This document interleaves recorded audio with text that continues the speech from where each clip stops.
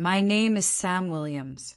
At 29, I had an honorable discharge from the Army under my belt, a degree in criminal justice, and a senior position at Meridian Protection Services, one of the most respected private security firms operating out of Manhattan. We handled everything from executive protection for CEOs to threat assessments for major diplomatic conferences. I loved my job. It was challenging, meaningful, and it utilized every ounce of discipline and training I'd ever accumulated. But to my father, Rick Williams, none of that mattered. In his world, success was measured in gold standard currency, corner offices, and the number of zeros in your portfolio. My work? He simply saw the uniform. Rick had built his empire on Wall Street, moving money with the casual confidence of a man who believed the world revolved around his next investment. Our family home had been immaculate, our vacations to the Amalfi Coast extravagant, and every holiday photo meticulously staged to fit his polished image. The house was in Greenwich, Connecticut, but his soul resided in the financial district. When my mother, Audrey, a kindergarten teacher who valued kindness over capital, finally decided she'd had enough of the emotional drought, I was 12. The divorce was messy, not financially, but emotionally. I was left navigating the chasm between my mother's cozy, book-lined apartment in Queens and my father's sleek, minimalist penthouse overlooking Central Park. The transition between those two worlds was jarring, and as I grew older, those weekend visits became battlegrounds for my future. Rick had envisioned a clear, prestigious trajectory for me, Yale, then Harvard Law, followed by a comfortable partnership in one of his golfing buddies' firms, a predictable path to power.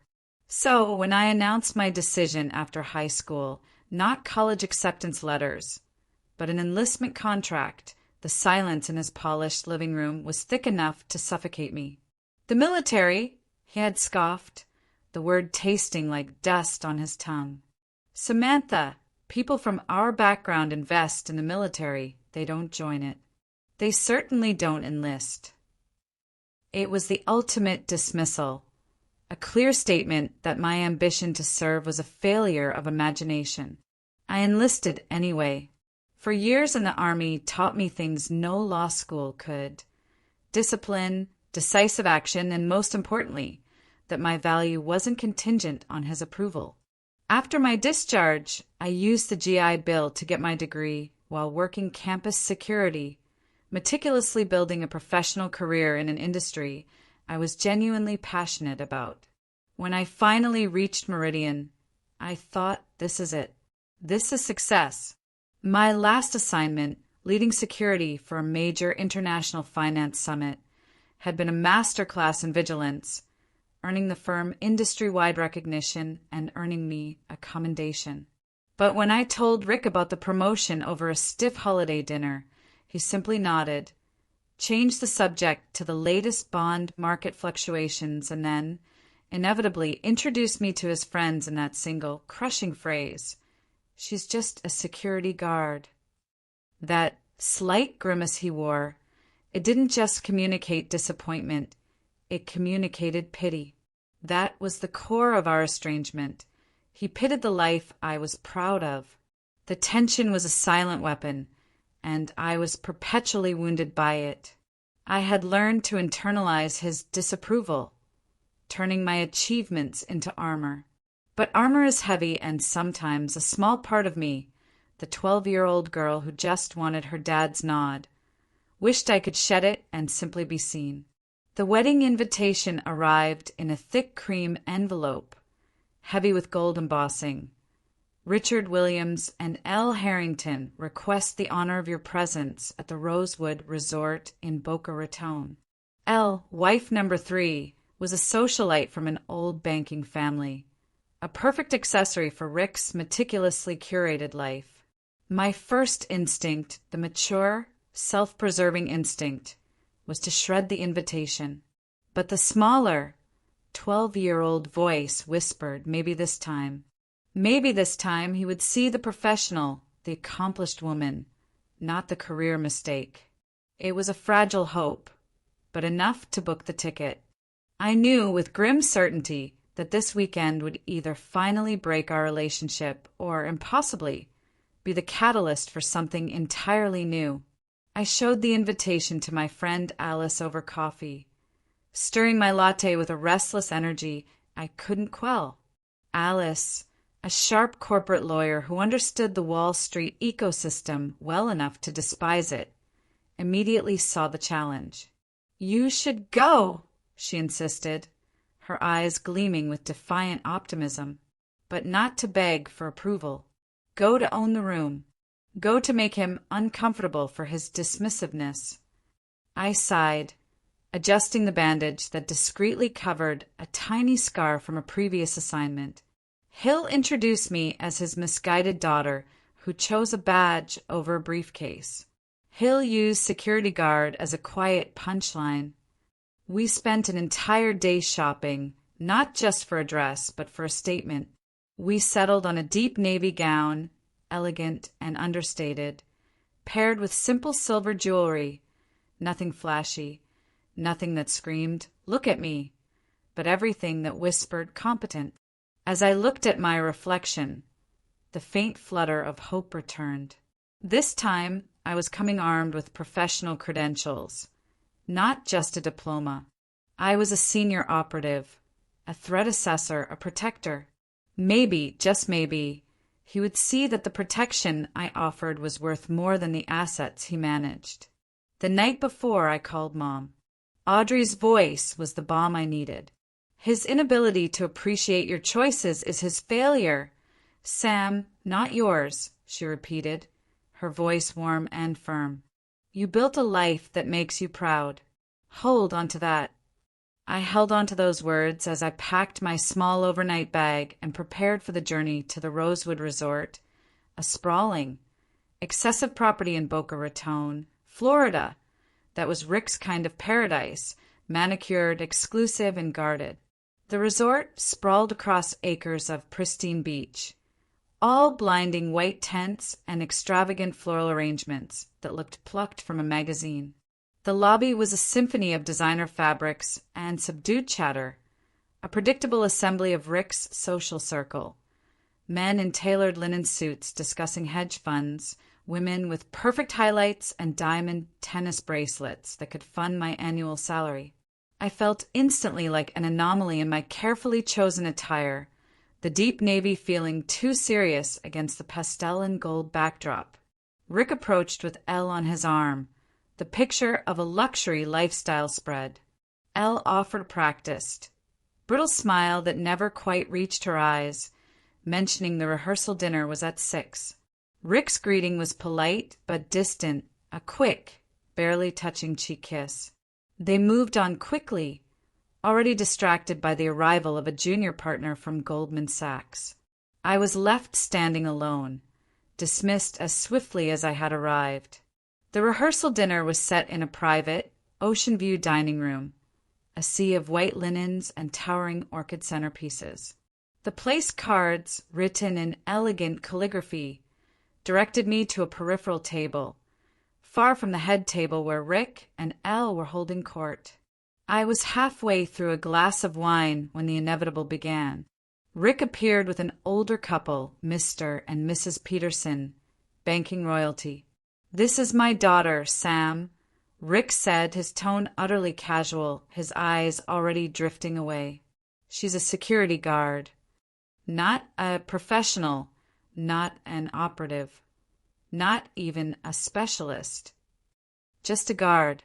As if I spent my days checking IDs at a local mall. Mrs. Peterson offered a week. Oh, how interesting. Mr. Peterson, perhaps trying to salvage the moment, added, "Richard mentioned you were in the service." "Army," I confirmed, keeping my voice level. "For years active duty." "Well, thank you for your service," he said, and I could practically hear them mentally searching for the emergency exit in the conversation. Rick, of course, provided it swiftly, Let me introduce you to Elle's brother. He just made partner at McKinsey." As they walked away, I overheard Mrs. Peterson's whisper a cruel little knife twist. A security guard? With Richard's connections, she could have been anything. The scene repeated itself relentlessly throughout the evening. Each introduction reduced me to a single, inadequate title, chipping away at my resolve. By the time I retreated, I was contemplating skipping the wedding entirely. His opinion didn't change my value, as Mom said, but it certainly made me feel small. I managed to escape the relentless cycle of dismissive introductions by slipping away to the restroom during the main course. My phone was already in my hand, texting Alice. This was a mistake. He's introducing me as his disappointment to literally everyone. Her reply was swift and grounding. "Remember why you're proud. His opinion is just noise." I gripped the phone, taking a deep, fortifying breath before heading back into the dining room. I found myself seated next to the event photographer, perhaps the only other person in the room who was there for a function outside of financial status. "Tough crowd," he commented quietly, nodding towards the head table. "You have no idea," I muttered back, forcing a small smile. He leaned in slightly. "I overheard one of the introductions," he admitted, his gaze kind. "For what it's worth, security is way more important than what most of these people do. I'd rather have someone who can protect people than another investment banker." His unexpected kindness hit me with surprising force.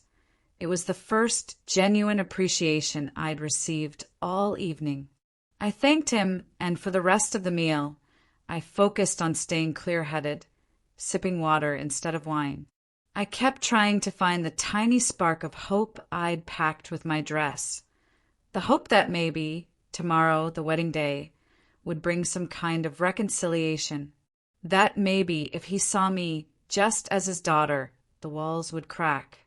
The wedding day dawned bright and aggressively sunny, the kind of perfect Florida weather that seemed custom-ordered for a high society event. The ceremony was scheduled for 4 p.m. I spent the morning avoiding the wedding party, choosing instead a long, solitary walk along the beach, the vast, impersonal ocean a welcome contrast to the resort's fussy opulence. By 3:30, the garden was filling up. Guests, dressed in their finest, filtered into rows of pristine white chairs facing a magnificent floral arch. I slipped into a seat in the back row, exchanging polite, anonymous nods. Better this way, I told myself. No introduction, no humiliation. It was during the pre-ceremony bustle, the final adjustments of bows and the soft rustle of silk, that the training kicked in. Years of threat assessment condition your eyes to spot the anomaly, the piece that doesn't fit the expected pattern. My gaze landed on a catering staff member near the refreshment bar. He wasn't doing anything overtly suspicious. He was simply refilling a glass pitcher.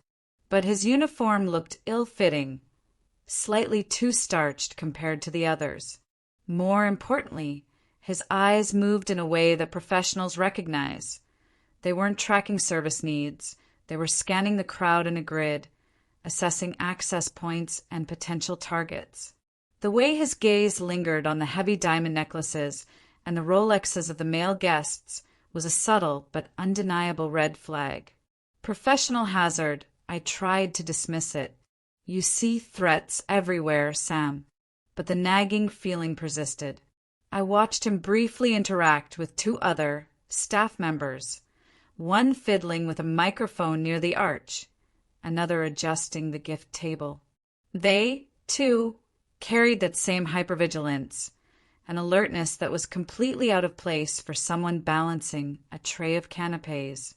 I discreetly repositioned myself, moving closer to a service entrance, using the chaos of the seating guests as cover.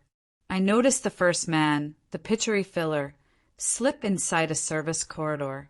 Against my better judgment, Driven by an instinct forged in the army and honed in the streets of New York, I followed him at a distance. The corridor was brightly lit, leading to the chaotic, sweaty heart of the kitchen, buzzing with actual cooks and waiters. The anomaly quickly ducked into a storage room at the far end.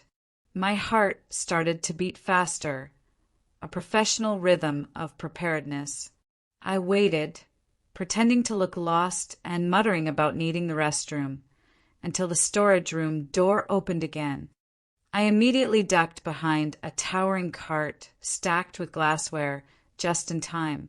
The three suspicious men emerged, speaking in low, rapid Spanish, a language I had fluency in from my time overseas. The fragments I caught were chilling, delivered with casual brutality. Rich pickings, estimated $2 million in jewelry alone after the vows during the champagne toast, for more coming through the east entrance. My blood ran cold, the realization hitting me with the force of a physical blow. This wasn't just a threat. This was a sophisticated, coordinated armed robbery, planned for the exact moment of maximal distraction and maximal wealth exposure. My father's perfect wedding was about to become a war zone. I retreated silently from the kitchen corridor, the metallic scent of stainless steel and the muffled sound of the wedding music now sounding utterly surreal. $2 million in jewelry. 7 perpetrators, at least 3 of whom were already inside. The timing during the champagne toast was strategically brilliant. Guests would be distracted, slightly inebriated, and valuables would be on full, proud display. My immediate instinct, military honed, was to secure the perimeter and neutralize the threat. My primary action had to be to call the police, but I couldn't risk a full, blaring phone call in the public area. I found a small, quiet alcove near the resort's management offices and placed the call to the local Boca Raton PD. Keeping my voice low and authoritative, I identified myself, not as a guest, but as a senior threat assessment specialist from Meridian Protection Services, and outlined the exact nature of the threat, coordinated multiple suspects disguised as staff, targeting the Williams-Harrington wedding, with a specific mention of 4 additional suspects approaching the east entrance. The dispatchers sounded skeptical, but promised to send discreet officers. 20 minutes at least, she confirmed. 20 minutes was an eternity in this timeline. The ceremony was starting now.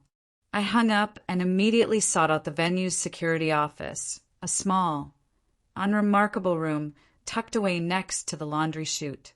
Inside, a single guard, a man in his late 50s named Carl, was monitoring a wall of flickering camera feeds.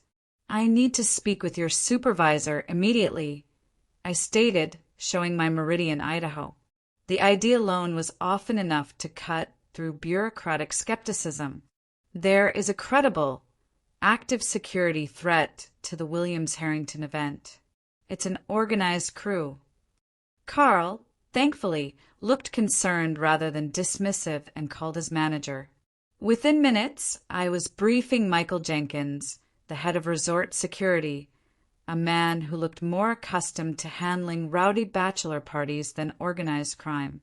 I laid out my assessment concisely: the number of threats, their disguise, the target, and the timeline. Jenkins was hesitant, paralyzed by the fear of disrupting a high-profile, high-dollar event. "We can't disrupt the ceremony based on overheard conversation, Miss Williams," he insisted, wiping sweat from his brow. "You don't have to disrupt it," I countered, my tone sharp. "You have to prevent a bloodbath. The police are coming, but they won't make it in time. Place your available personnel immediately at all service exits and the main lobby. Tell them to watch for the descriptions I gave you, especially anyone approaching the east entrance. And be advised, they mentioned a high-value collection, which means they are likely armed." Jenkins nodded, his initial skepticism replaced by genuine fear. "Are you armed, Miss Williams?" he asked quietly. "No," I replied, a grin not forming in my stomach. "I'm a guest." He checked his clipboard.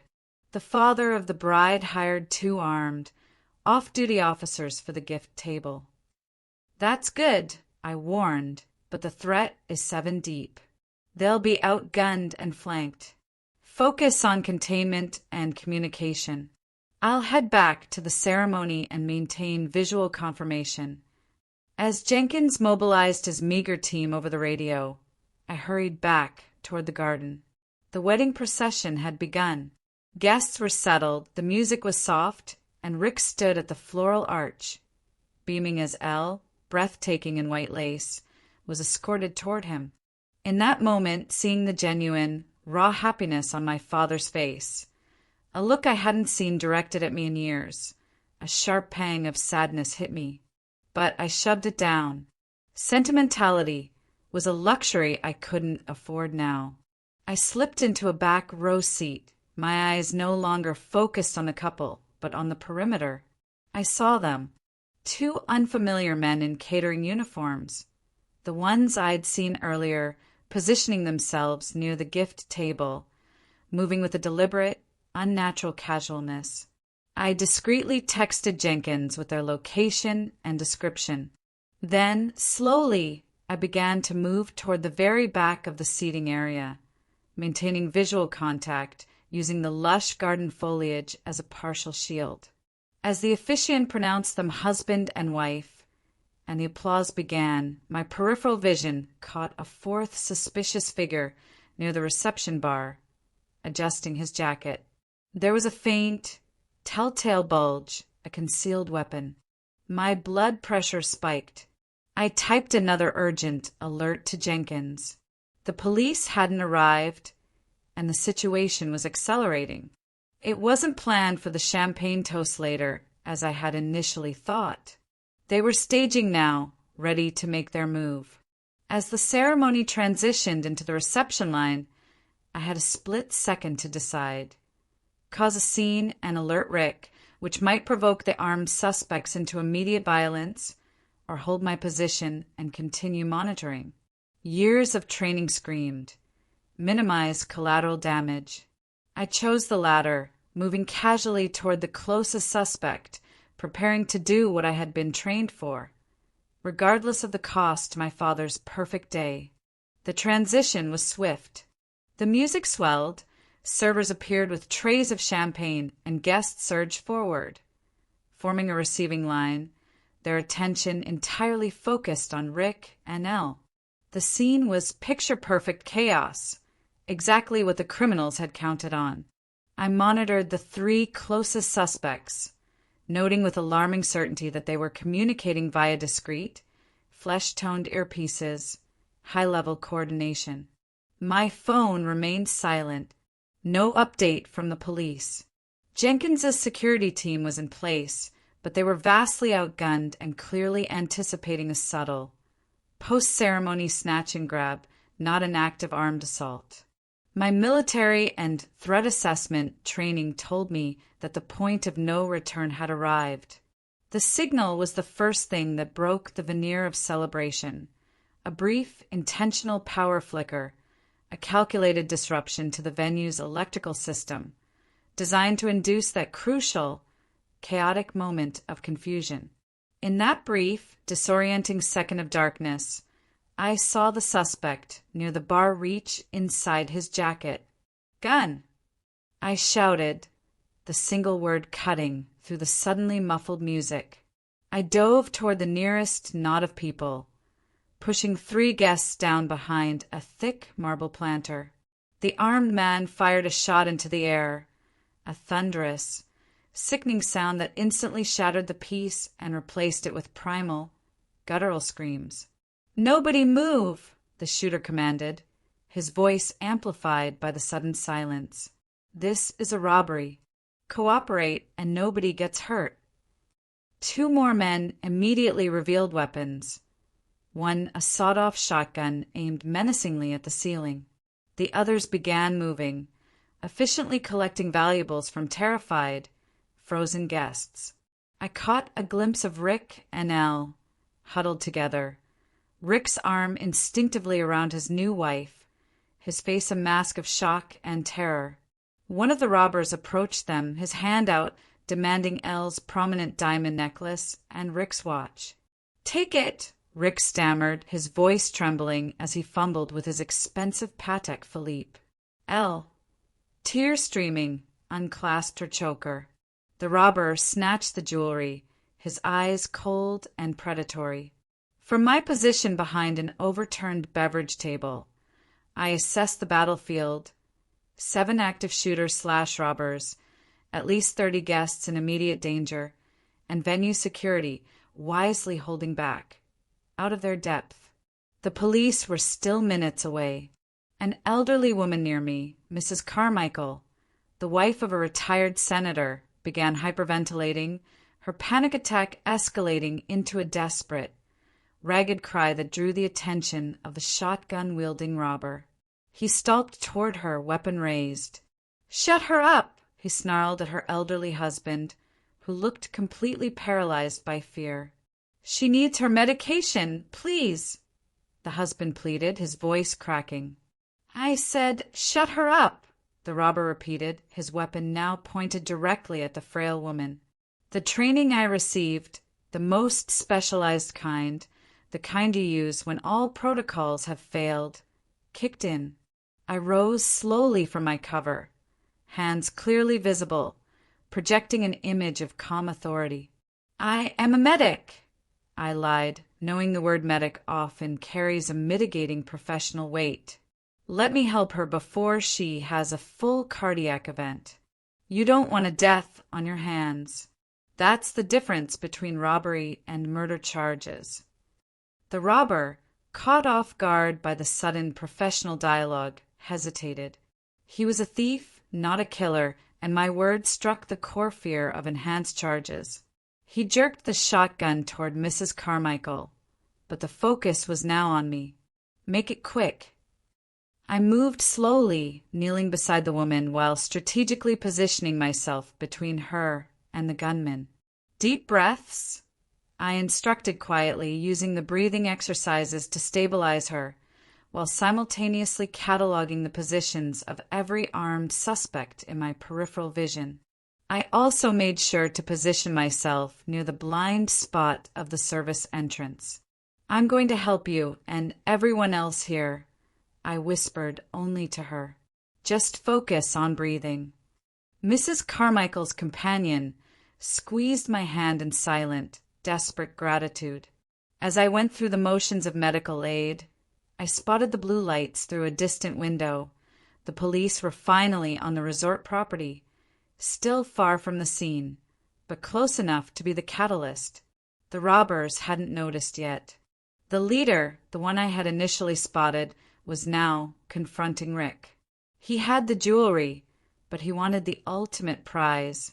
The leader, a man with cold, calculating eyes, pointed his handgun directly at Rick's chest. The safe code for the bridal suite.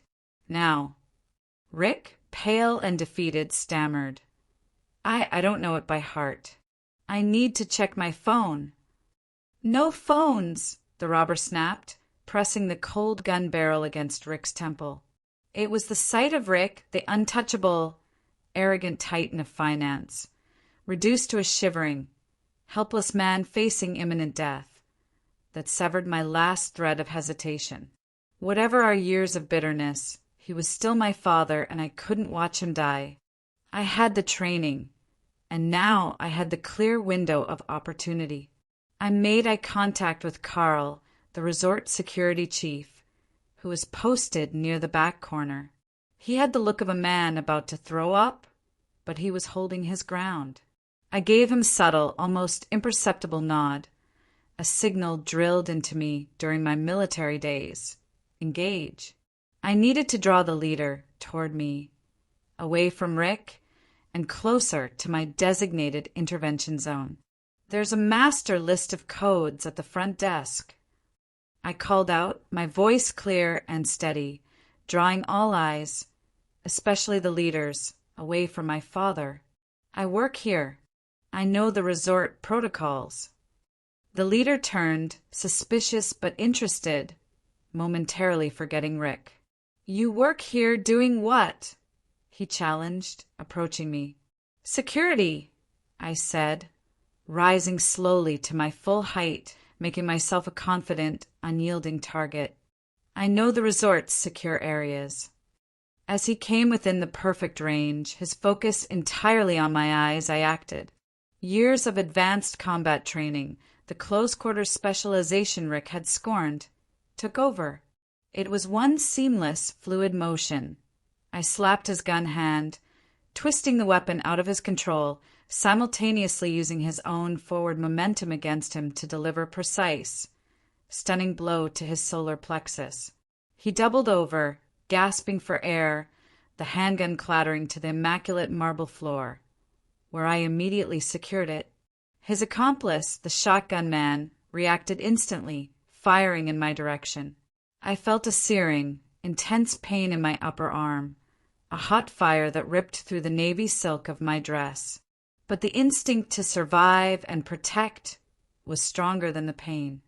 I maintained my grip on the subdued leader, using his body as a temporary human shield while I shouted a command that carried the full weight of a seasoned professional. "Now, security, move in." Jenkins's resort security team, emboldened by my successful neutralization of the leader and the sudden appearance of 2 undercover police officers who had been blending in with the crowd, finally erupted from their positions. Gunfire briefly exchanged, but the robbers, seeing their coordinated leader captured and the police presence established, began to surrender. One, however, panicked and bolted through the kitchen, grabbing a terrified server as a hostage. Despite the bleeding wound in my arm, I handed the leader to the police officer and pursued. The adrenaline surge was a temporary anesthetic, masking the severity of the graze. I moved silently through the industrial kitchen, locating the frantic robber near the loading dock, the server whimpering in his desperate chokehold. "It's over," I called out, my voice low but firm. "The police have the building surrounded. You have nowhere to go." The robber tightened his grip. "Back off, or I'll shoot her," he screamed, his voice raw with fear. "You're making this worse." I spoke authoritative and calm, every word calculated to appeal to his survival instinct. "Armed robbery becomes attempted murder if you pull that trigger. Right now, with good behavior, you might see daylight again someday, but pull it and you're done." I shifted my position gradually, drawing a better angle for intervention while maintaining eye contact. "There is no way out. Put down the weapon and let her go." For a tense, agonizing moment, I thought he would fire. Then, seeing the unflinching determination in my eyes, he lowered the weapon slightly.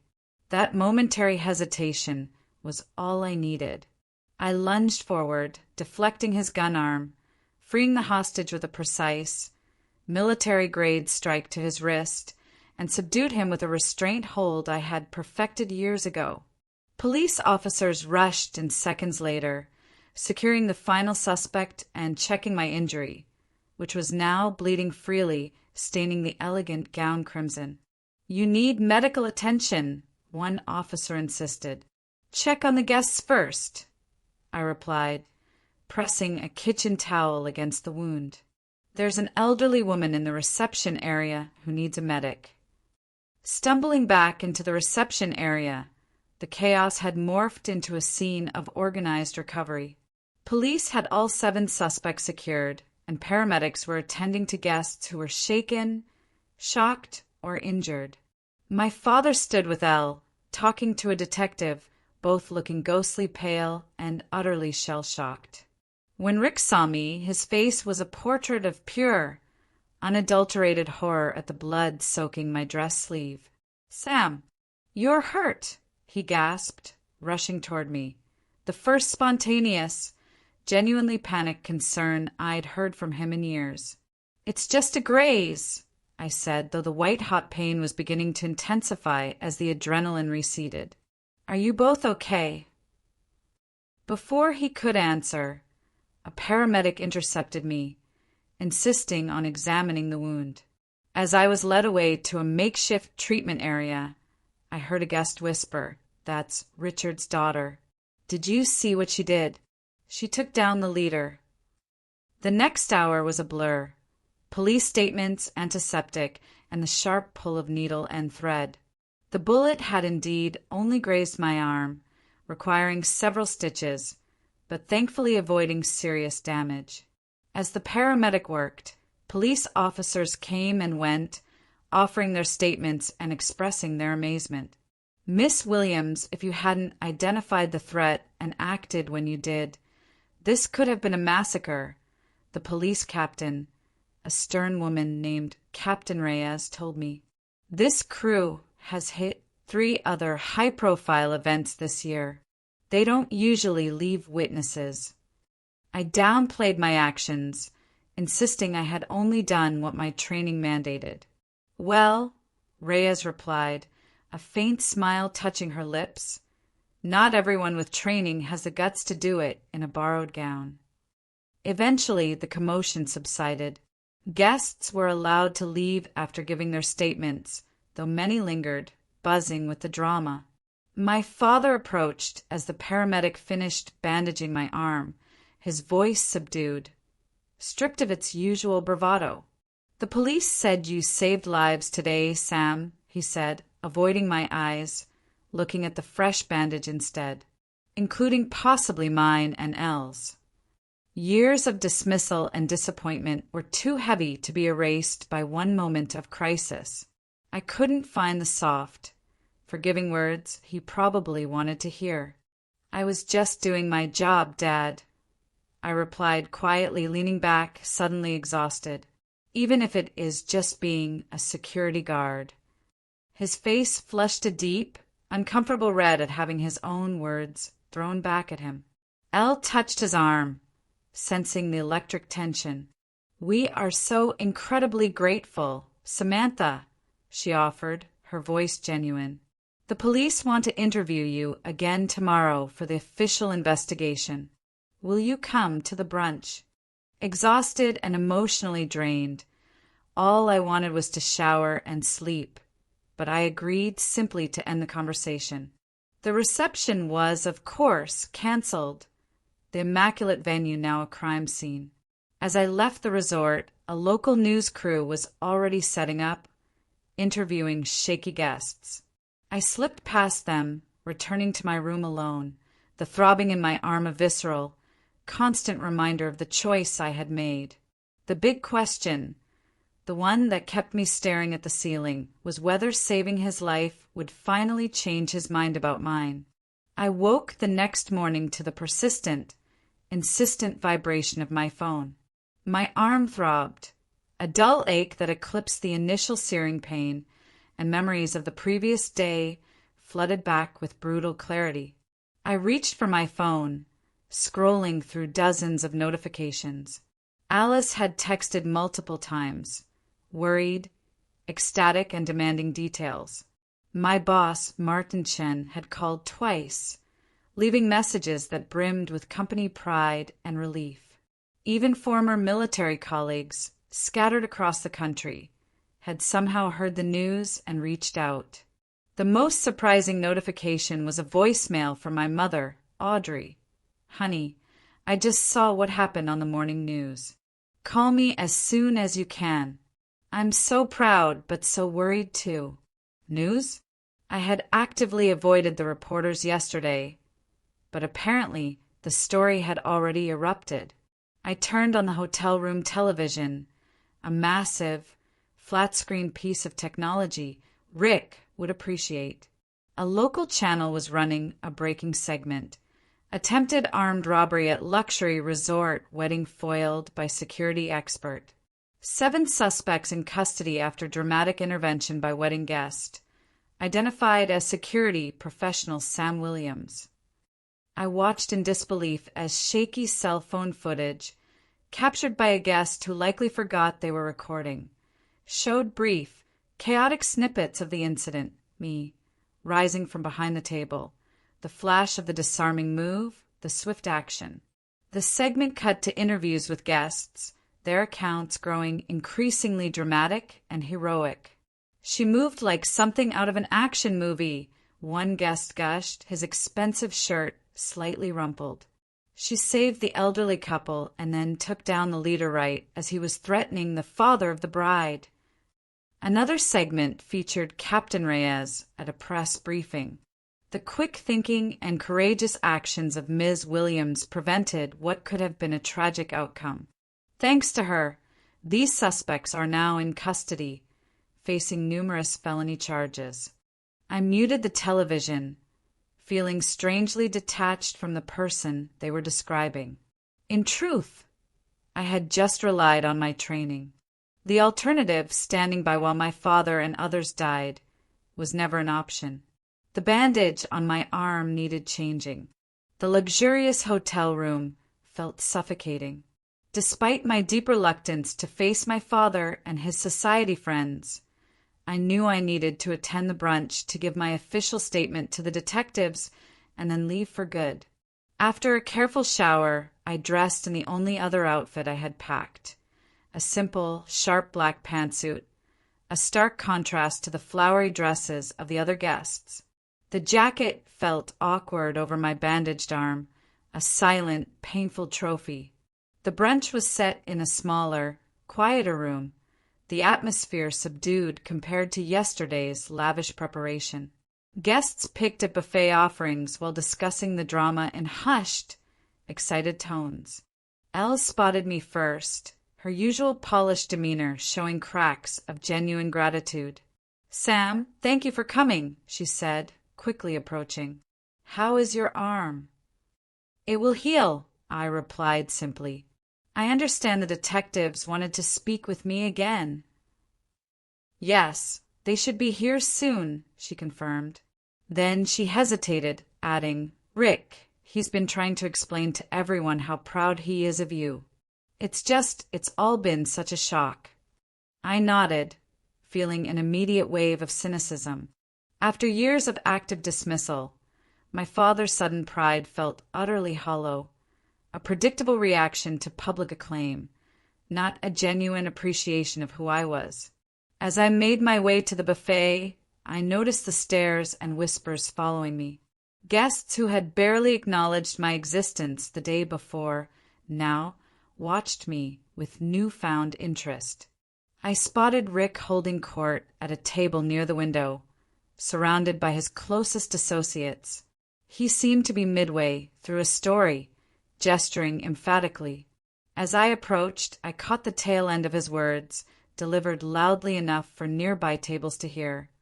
"Always knew she had potential. That military training really paid off, didn't it? Remember when she was 10 and stood up to that bully at school? Always looking out for others, my Sam." I paused, coffee cup halfway to my lips. Was he actually trying to take credit for my actions, implying he had supported my military service when he had actively opposed it and belittled my career for years? The revisionist history was too much. Before I could decide whether to confront him, a staff member approached, informing me the detectives had arrived. Grateful for the interruption, I followed her out. The interview with Detectives Reyes and Grant was straightforward. They needed detailed clarification on the timeline, my assessment of the threat, and the exact sequence of the disarmament and hostage situation. They confirmed the severity of the threat. All 7 suspects were in custody, and evidence found in their rental vehicle linked them to at least 3 previous armed robberies at high-end events across Florida and Georgia. "You'll likely be called to testify when this goes to trial, Miss Williams," Detective Grant explained. "And there's already talk about a civilian commendation from the department." I thanked them, but firmly downplayed the suggestion of an award. I was just doing what I'm trained to do. "Well," Reyes said, leaning forward, "not everyone with training acts when the moment comes. From what we've gathered, you saved lives yesterday. Period." When I returned to the brunch room, I intended to make a quick exit.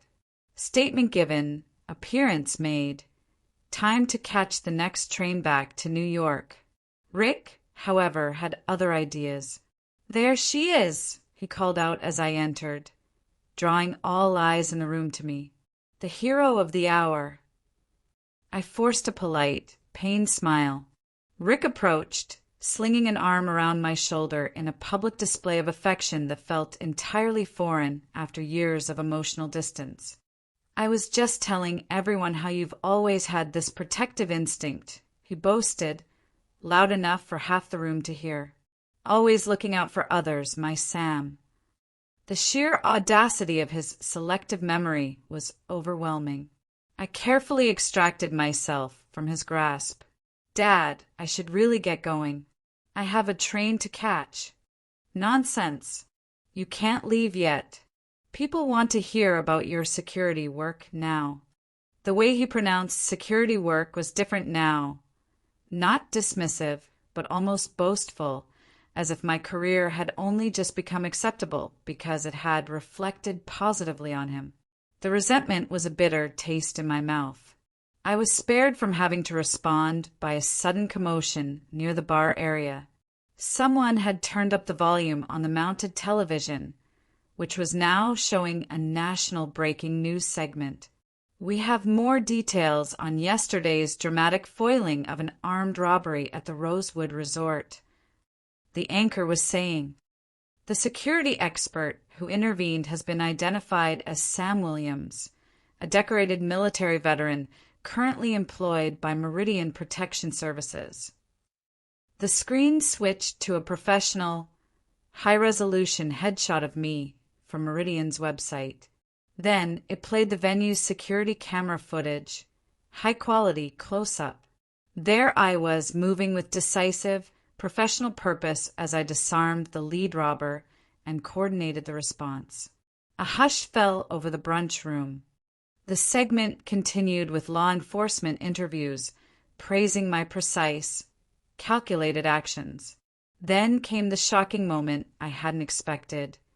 Footage of me pursuing the final suspect through the kitchen and resolving the hostage situation, captured by the venue's loading dock camera. I hadn't realized anyone had recorded that part of the incident. As the footage played, someone across the room exclaimed loudly, the words echoing in the sudden silence.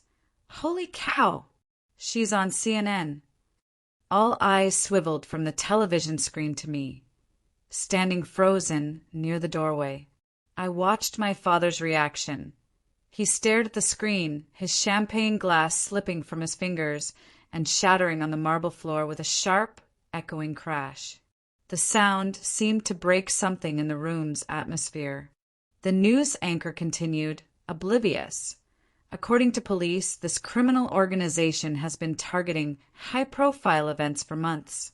Sources close to the investigation tell us the jewelry and valuables they had already collected from guests at yesterday's event were valued at over $300,000 before Williams intervened." As the segment ended, the room erupted. My father remained rooted to the spot, champagne pooling around his Italian leather shoes, his expression a complex mixture of shock, acute embarrassment, and something that looked suspiciously like the painful dawning of genuine respect. In that moment, everything changed. Not because I needed his approval, but because for the first time he was seeing me as I truly was, professional, capable, and valuable entirely on my own terms. The broken champagne glass didn't just break on the floor. It broke the brittle, socialite veneer of his world.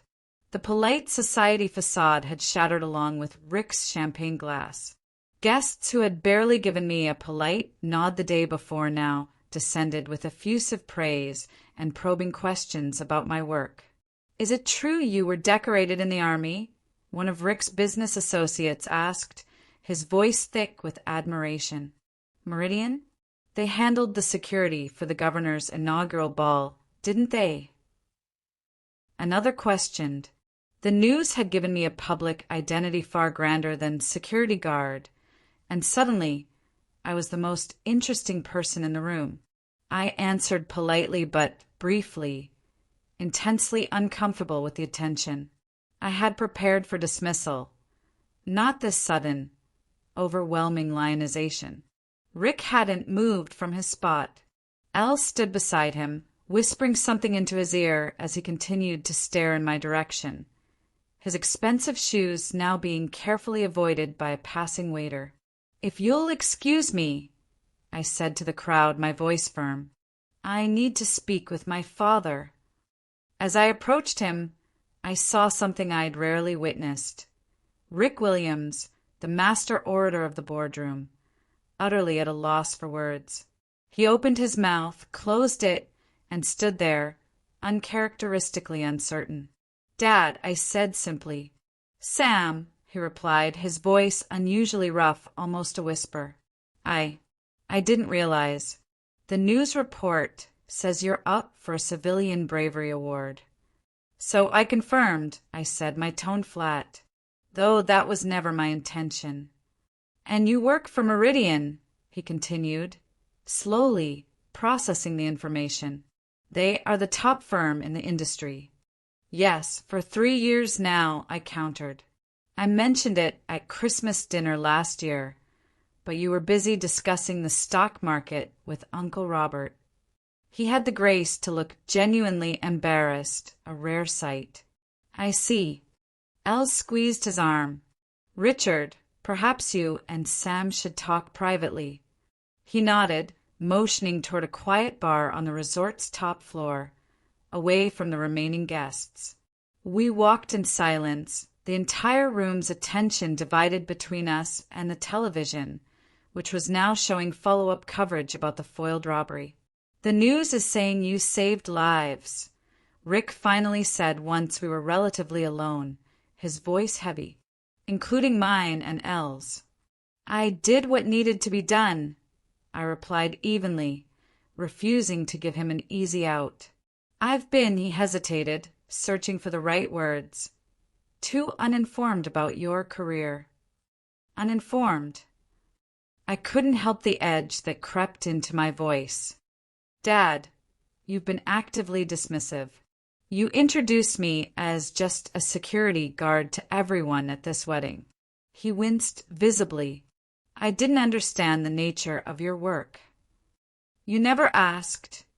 I pointed out, the quiet truth the sharpest dagger I possessed. "Not once in 7 years have you shown any interest in what I actually do. You decided my career was beneath you, and that was that. You thought I was working minimum wage jobs, mall security, bouncer work, and that made it okay to dismiss me, to make me feel small in front of your friends." The question hung between us, 7 years of silent resentment finally voiced. On the television, visible over his shoulder, they were now scrolling through my professional biography. Army veteran, criminal justice degree, specialized training in threat assessment and VIP protection, leadership role at one of the most prestigious security firms in the country. Rick's eyes followed mine to the screen. "You protect important people," he said slowly, the realization dawning in his eyes for the very first time. "Yes, among other things." "Important people like me," he finished, the irony not lost on either of us. "Yes, Dad, people exactly like you." The weight of that statement settled over us. He had dismissed my career as insignificant, yet it was precisely that career that had saved him and everyone he cared about from a potentially deadly situation. Before Rick could respond to the painful irony of the situation, a resort staff member interrupted us.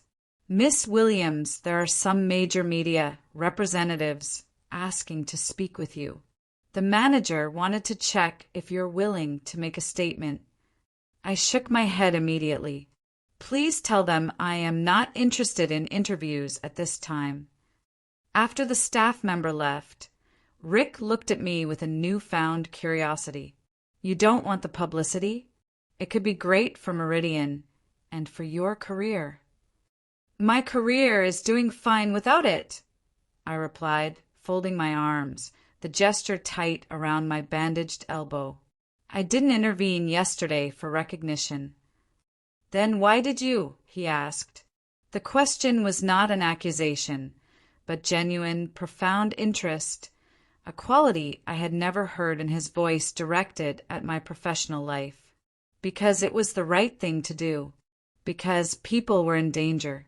Because it is what I am trained for. I paused, then added more quietly, letting the vulnerability show for the first time. And because, despite everything, I would never stand by and watch you get hurt. Something in his expression finally broke, a softening around the eyes that erased years of emotional armor. Sam, he said, the name sounding tender and unfamiliar, I owe you an apology, not just for yesterday, but for years of misunderstanding. It was a start, but misunderstanding hardly covered the years of dismissal. Before I could fully process the moment, he glanced around the crowded brunch room. You're right. This isn't the place. Will you meet me this afternoon before you leave? Just the two of us. I hesitated, then nodded. Text me when and where.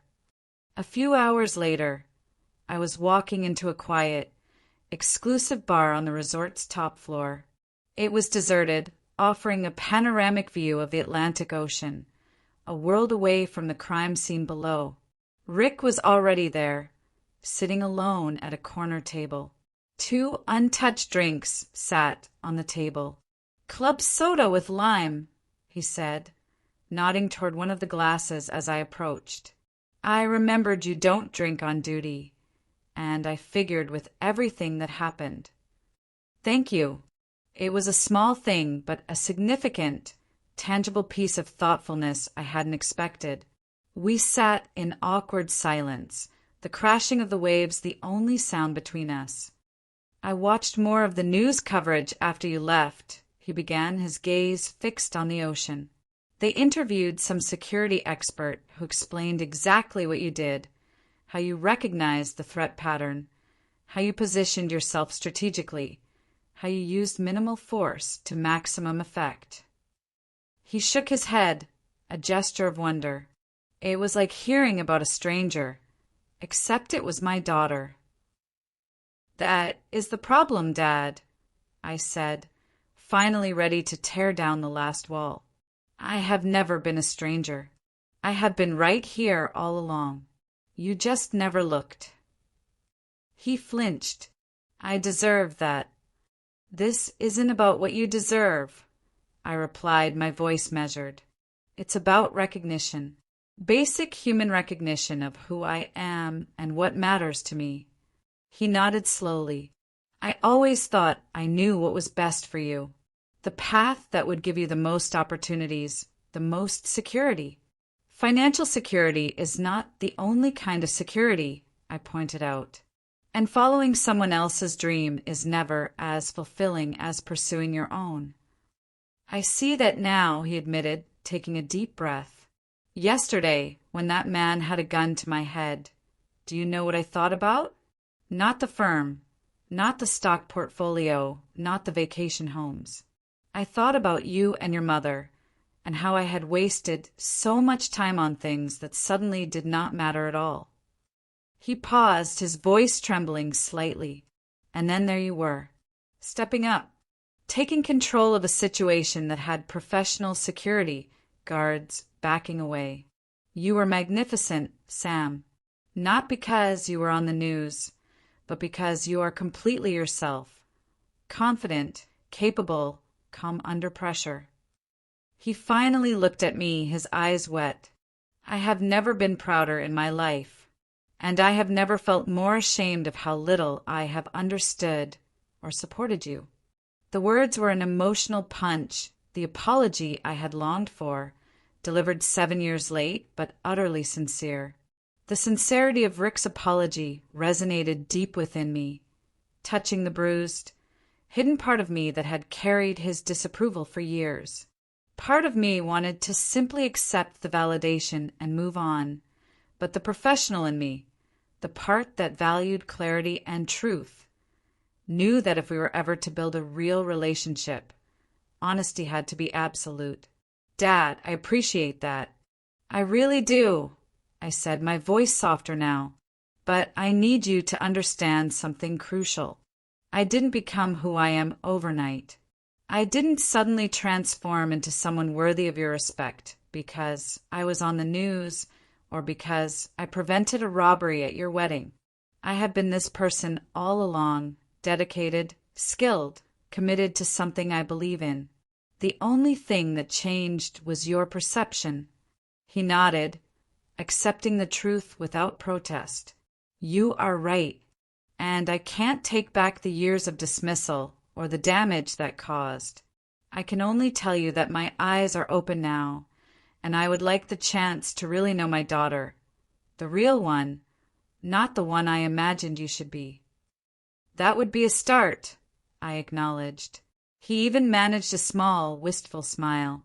Your mother always said you knew your own mind better than anyone. She told me years ago that fighting your nature would only drive you away.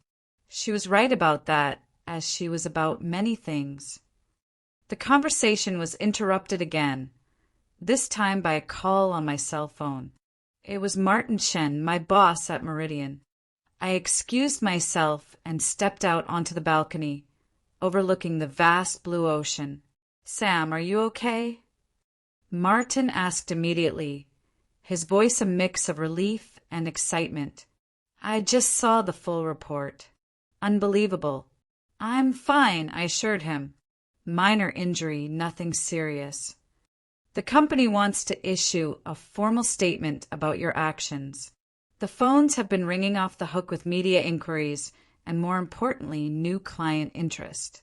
What you did is exactly what we train for, but rarely get to demonstrate so publicly. I sighed. I understand, but I'd rather not become the face of the company over this. I respect that, Martin said quickly, but there is something else. The CEO wants to meet with you when you get back. Between us, I think there is a significant promotion coming your way. Your actions reflected everything Meridian stands for: professionalism, courage, and tactical precision. After ending the call, I stood on the balcony, processing everything. In the span of 24 hours, my entire life had been upended. My relationship with my father was tentatively healing. I had become a temporary news story, and my career was taking a massive leap forward. It was a lot to take in. I turned back to Rick, who was watching me with a hopeful, anxious look. I think I should go, I said. This is supposed to be your and Elle's celebration, not whatever this has become. Wait, he said, reaching out to touch my arm, then stopping short when he saw the bandage. You were shot, protecting us. It's just a graze. That's not the point. But it is the point, he insisted. You put yourself at risk for a room full of people who didn't even know your name, including me, who... He trailed off, unable to complete the sentence, but the unspoken truth hung between us, including me, who never valued what you did until it saved my life. Dad, we don't need to do this now, I said, suddenly feeling the full, emotional weight of the last 2 days. You should get back to your guests. We can talk another time.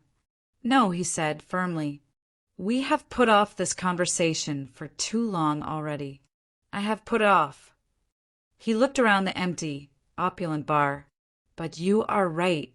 This is not the place. But please promise me we will talk soon. I want to attend your commendation ceremony. I smiled, a genuine, unburdened smile this time. I promise. The final barrier had fallen. The healing journey that started that afternoon extended beyond my relationship with Rick. The incident forced me to confront the ways I had internalized his dismissal, sometimes doubting my own choices despite my professional success. Through deep reflection, I began to fully embrace my path, not as a reaction to his disapproval, but as a positive, deliberate choice that aligned perfectly with my values and strengths. True security, I learned, comes not from others' validation, but from living authentically. The recognition my father finally gave me was welcome, but I no longer needed it to feel complete. 6 months after the wedding incident, my life was a whirlwind of professional growth. The footage of the incident had gone viral among security circles, and Meridian Protection Services had indeed promoted me, placing me in charge of a new, high-stakes division focused on event security and counter-threat assessment training. My small scar was healing cleanly, a tiny, silver line I often touched during stressful moments, a silent reminder of what I was capable of. The professional recognition was overwhelming. I received the Civilian Bravery Award from the Boca Raton Police Department, presented at a small ceremony. Both my mother, Audrey, and, to my surprise, my father, Rick, were there. Rick no longer stood stiffly on the perimeter, but was front and center, his face a mixture of pride and quiet humility. When a major financial magazine, the very kind that usually only profiled men like him, included me in their 40 under 40 list of top security professionals, he didn't just mention it. He framed the article and displayed it prominently in his New York office, right alongside his own Lifetime Achievement Awards. This public endorsement felt like the true, final seal of his redemption. The most significant change, however, was the private effort he made. He began asking real questions about my work, not to judge, but to genuinely understand. He listened when I described the nuances of counter-surveillance and the psychology of threat identification. One evening, 6 months after the incident, he visited my apartment for dinner, something he had never done before. It was a modest place, comfortable and lived in, a stark contrast to his glassy penthouse. As we sat at my small kitchen table, eating the pasta I'd made, he looked around the space with new, appreciative eyes. "You know," he said, his voice thoughtful, "I always equated success with a certain lifestyle. Big house, expensive car, exclusive address." "I know," I replied, serving the pasta. "That's why my choices confused you so much." He nodded slowly. "But looking at your life now, I see a different kind of success. You have purpose. You have genuine respect from your peers. Work that makes a tangible, immediate difference in the world." He hesitated, then added the words that meant more than any headline. "You have integrity, Sam. That is worth more than any corner office I ever chased." I smiled, recognizing the monumental significance of those words coming from a man who had spent decades chasing financial validation. "Does this mean you'll stop sending me listings for law school programs?" I teased. He laughed, a genuine, warm sound that I had heard too rarely throughout my life. "I think I can safely say your current career path is working out just fine." 1 year after the wedding incident, I received another call from Elle. She and Rick were hosting a major charity gala benefiting first responders and military veterans. "Your father is really proud of you, Sam," she said, her tone warmer and more genuine than I had ever heard it. "He tells everyone about your work now. It's actually quite sweet. They want you to speak about the importance of security training and emergency preparedness." At the gala, standing at the podium, I looked out at a room full of people, powerful, wealthy, and mostly safe, including my father. I reflected on how dramatically life can change when we simply stay true to ourselves, even when those closest to us cannot see our value. Security is not just about protection, I told the audience. It is about creating spaces where people can thrive without fear. Sometimes that means physical safety, but often it means something deeper, a sense of being valued for exactly who you are. I caught Rick's eye as I spoke those final words. The look of understanding and unwavering pride that passed between us was the true, final commendation. A validation that had nothing to do with medals or money, but everything to do with a father finally seeing his daughter. Life is rarely as dramatic as the moments at my father's wedding, but the lessons from that day continue to guide me. I learned that sometimes we must save ourselves before we can save others. That recognition often comes from unexpected, terrifying places, and that it is never too late to rebuild what has been broken. I still work in security, still put myself between danger and those who need protection. But now, I do so with the complete knowledge that my path is valid, valuable, and entirely my own.